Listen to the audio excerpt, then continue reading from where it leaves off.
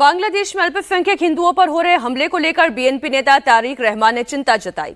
17 साल के बाद ब्रिटेन से बांग्लादेश लौटे तारिक रहमान ने कहा कि बांग्लादेश जितना मुसलमानों का है उतना ही हिंदुओं का भी है, उतना ही बौद्धों का भी है।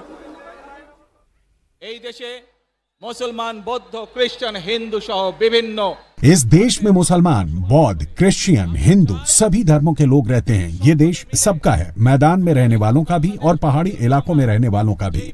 हम सबको एकजुट होकर एक ऐसे बांग्लादेश का निर्माण करना है जिसका सपना हमारे पूर्वजों ने देखा था।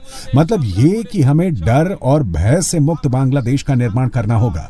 हमको देश में शांति चाहिए, हमको अपने देश में शांति चाहिए। प्रिय भाइयों और बहनों, मार्टिन लूथर किंग, आप सबने नाम तो सुना होगा उनका। मार्टिन लूथर किंग का नाम सुना है ना। मार्टिन लूथर किंग का एक बयान बहुत मशहूर है, I have a dream.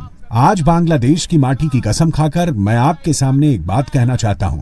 Bangladesh nationalist party के सभी सदस्यों के सामने ये कहना चाहता हूं, आई हैव अ प्लान। ये योजना मेरे देश के लोगों के लिए, मेरे देश के लिए है। आज मैं अपनी ये योजना सबके सामने पेश कर रहा हूं। इस योजना का मकसद देश की जनता का विकास करना है। अगर देश की जनता की किस्मत बदलनी है तो इस परिकल्पना को साकार करना जरूरी है। प्लान से कार्यक्रम से परिकल्पना के वास्तवायन करते हैं।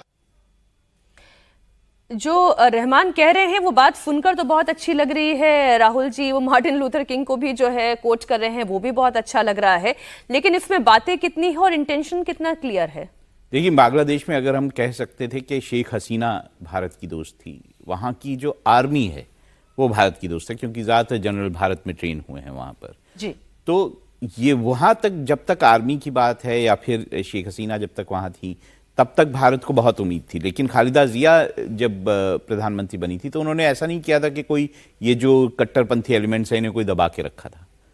तो उनके बेटे जो हैं वो क्या करते हैं ये देखने की बात है। ये बात बिल्कुल सही है कि वो एग्जाइल में रहे 17 साल और अब वापस आए हैं, और ऐसे में बांग्लादेश की जनता को उनसे काफ़ी उम्मीद होगी।